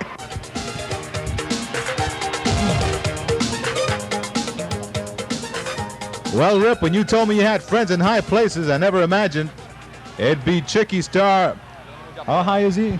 He's 25 or more feet up in the air, and we've seen it all in Volume 3. We've seen midgets with their feet backwards. We've seen Domingo Robles, but now the action's getting nitty. The action's getting gritty, and it's going to be danger at its finest because you've got Chicky Starr and Invader number 3, 25 to 30 feet up in the air, and you'd have to be wild. You'd have to be a wild and crazy guy, and you'd have to be a little bit nuts to be 25 to 30 feet up in the air, knowing if you fall down, it could be the last match. You could break an arm, you could break a leg, you could break your head, it could be the end of your career. It could be the last match for Chicky Starr. It could be the last match for Invader number 3. And I, for one, am glad it's not me up there. Oh, they can't be any higher up than Domingo Robles. That's for sure. Domingo, a superstar everywhere in the world. But this is Chicky's time to be the star. This is the Invaders 3. It's their time. It's star time for them. And one of them's going to take that big ride to the canvas. 25 to 30 feet down. Oh, look at this. Chicky almost head first. Look at the swing on the scaffold. And this, one of the most dangerous matches in all the world of wrestling. You got to have your belt tied, really tight, to be able to go up on that scaffold and look down. And I tell you, if you have any vertigo, it's no place to be. Now, any normal person would not get 30 feet up in the air for anything. And we've got Chicky Starr and Invader number 3 wrestling on a 30-foot high scaffold, knowing the fall down could be the last fall of their wrestling career. When you're talking about Caribbean Championship Wrestling, the superstars of sport Volume 3, you've seen everything, the midgets with the crooked feet. You've seen the spins around on the mat. You've seen it all. You've seen Domingo Robles. But now, we're saving the best for last, baby. And it could be Chicky saying bye-bye or the Invader number 3 saying bye-bye. And one of them will take that long ride home 30 feet down to that mat below. Well, what do you think they signed this match, Rip? They had been a thorn in each other's sides for quite a while, and they wanted to end it right here by eliminating their opponent. And certainly a 25-foot, 30-foot fall, depending on how you fall and where you land, and that could be a career-ending fall. You see a low blow by Chicky Starr to be expected in a no-rules match like this. Well, obviously it's going to be a no-rules match. There's no referee up there, is there? I can see that. I'm not stupid. I got 2010 vision. I'm one of the greatest wrestlers in the world, professional wrestling today. I'm an admirer of Chicky Starr. I taught him everything he knows, except what he taught me. Yeah, absolutely. No holds barred, Rip. I tell you. No holds barred. It's another classic, just like Domingo Robles. And Chicky Starr almost fell off the scaffold right there. Oh, here comes a big boot from Invader 3. Invader 3, of course, one of the three amigos. Invader 1, Invader 2, Invader 3. And the World Junior Heavyweight Champion, as was Chicky Starr. So these two men, no strangers in the world of wrestling. Certainly Chicky Starr was the best manager of the year, 1988, as a matter of fact. And look at that great camera shot. When EG Productions gives you a video, it gives you a look at the camera shot, the wide shot right there. You see thousands and thousands of interested spectators because they're all glad that they're not up on that scaffold. They're glad that they're not be taking that big ride home down to the canvas, and they're just hoping to see a little blood. They're hoping to see a little guts, and they're hoping to see a little gore so they can go home 20 years from now and tell their grandkids, I saw Chicky Starr take the big fall off the scaffold. Or if you people hate the Invader number 3, I saw the Invader number 3 fly home for the last time. Well, this is like the Yankees and the Dodgers. This has to be the rubber game because either man that falls off that scaffold is not going to be eager or able to get back in the ring very soon. This is the one for all the marbles. Oh, we have to doubt how many marbles Chicky Starr has to be up there with a man like Invader 3. A lot of ability in that small frame, a lot of power, and biting ability as well. He's biting him like a dog gnaws on a bone. And now Chicky Starr, bloodied face and all, taking the punishment from Invader 3. And only, oh, there you see, only a matter of time. Almost. Invader 3 over the top. You see as the scaffold sways back and forth. It's teeter-tottering. And I tell you, dangerous situation for both wrestlers. Well, one move could be their last move. One move could be the end of the career for Chicky Starr. One wrong move could be the end of the career for Invader number 3. And I can tell you one thing, it's not going to be no hour draw. And somebody here is going to take the big fall. Somebody here is going down for the last time. Did you see the drop kick from Invader 3? Chicky Starr goes sprawling. Oh, look at the mask of blood on Chicky Starr's face. And in this case, Invader 3 with the advantage. He has a mask on. Well, how's having a mask on? Why does that make him have an advantage? Well, you can't see the expression of pain on his face, and therefore his opponent doesn't know when he has an advantage. Pretty stupid if you ask me. I just know that Chicky Starr holding on for dear life, and if he don't hold on, he's going to take the big fall down. And one leg's over, he's holding on for dear life. I'm ready to run up there right now and push him back up there. Chicky Starr won. Oh my, he has one leg over, two legs over. He's on the brink, on the edge, on the ledge. He could go any moment now. Invader 3, mask and all. Oh, there you see eyes. Oh, the fingers and the eyes. In other words, the mask didn't help him. Now, if Chicky's smart, he'll turn that mask around, and Invader number 3 won't be able to see. So, Mr. TV announcer, Mr. co-host, Mr. whatever you are, having that mask can be a hindrance. But I don't believe that for 1 second. Invader 1 certainly the top contenders in the world, and he knows what he's doing, but right now he's on the short end of the stick and of the boots from Chicky Starr, who's about to topple the Invader. One leg on and one leg over. And right now, looks like he doesn't have a leg to stand on. Maybe by grabbing onto Chicky, he can save himself, and that's exactly what he does. Comes back, flailing away. Hard rights, down on their knees. Knee to knee, a headbutt. Back goes Chicky Starr and Invader 3. has been able to overcome the danger for the time being. And now we'll see what these men are made of. Well, this is one of the first scaffold matches in the world. So Chicky Starr, he's got nothing to go on. He could not study the psychology of a scaffold match. This is one time and one time only, and he's not ever going to want to do it again. Well, right now, it looks like you're absolutely right. From what I can see, Invader 3 is the more intense wrestler right now. Chicky Starr apparently has lost his wind, does not have as good stamina. Remember, they're very high up, and it's got to be a nerve-wracking match. Oh, look at this. A beautiful shot by Chicky. Oh, Invader 3 is almost over. This could be it. It might be. A hard punch by Chicky. Very hard shots by Chicky. Invader 3 hanging by a string. I don't know how he did it, but he manages to hold down Chicky Starr, pounding in the mask. Oh, look at that pummeling by Chicky Starr, coming back, catching a second wind ball. Look at the headbutt to the solar plex. And I tell you, this is a seesaw battle, and you don't want to be seesawing 30 feet in the air, because going up is easy, coming down is the hard part. Oh, look, Chicky Starr now is about done. He could be over. Here comes the big boot by Invader 3. He's very close. Now pushing him over.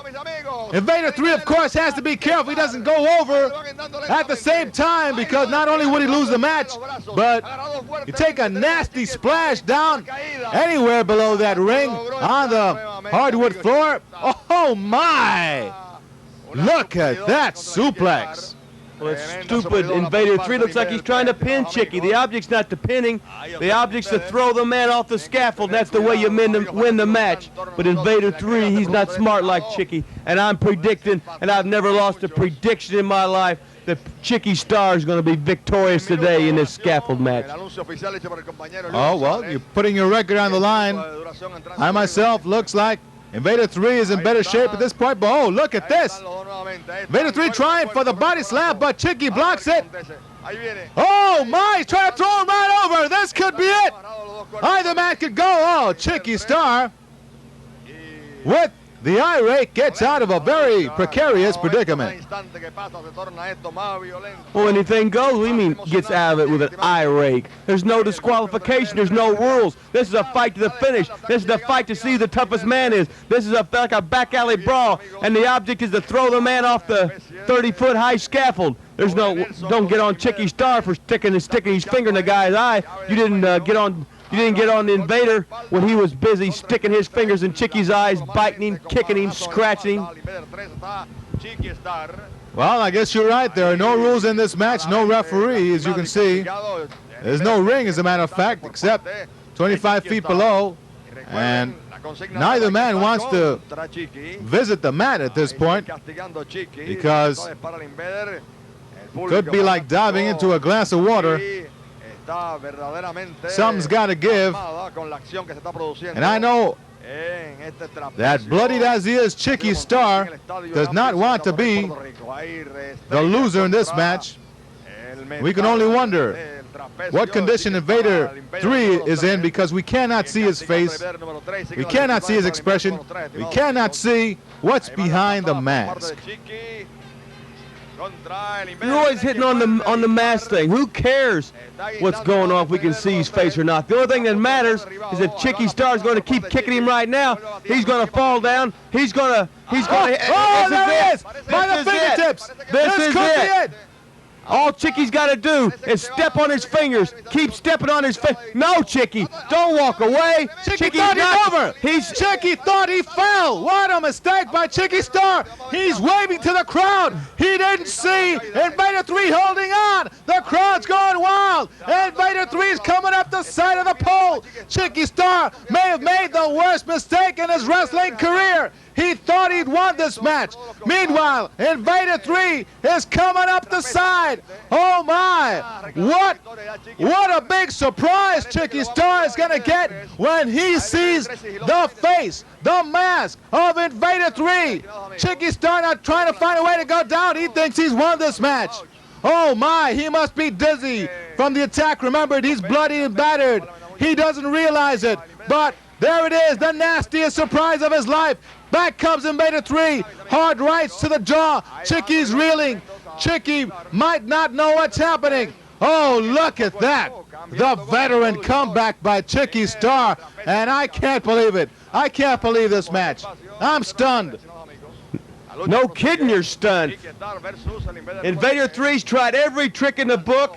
Chicky thought he had him once. He thought he had him twice, but still, Chicky's still standing tall.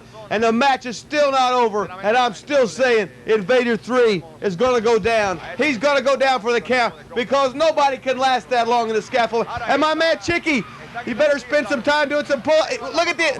Oh, this is, he's stopping his finger. Invader 3 doesn't make the same mistake. He knows that Chicky's hanging out by his fingertips. Look at him pounding the fingers. How long can Chicky hold on? I don't think he can do it this time. There he goes. Oh, there it is, fans. He might have broke his leg. He might have broke his back. Why did he have to do this? One reason is Invader 3 proved once and for all he's the master of the scaffold match, and he is the winner of this one. One for the records, Rip. Well,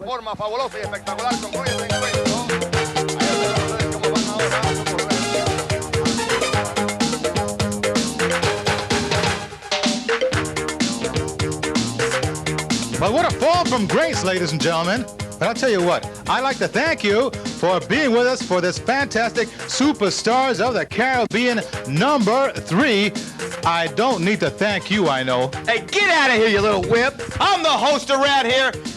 Forget all you people. What everybody wants to know about the world of professional wrestling, besides these great wrestling matches today by EG Production, Best of Caribbean #3 is that I'm here and I'm here to stay. What means is Hustler Rip Rogers, the sex symbol of 1889. And get out of here. The sex symbol is here. The man who's won more titles than anybody in the world of professional wrestling is here to stay. And for all you women out there still, whether you're 60 blind, crippled, or crazy, and going completely bananas over me, that somewhere, sometime, I'll be coming to your area soon, baby. So remember, girls, there's 29 inches of something waiting for you right now. Bye-bye. Get out of here.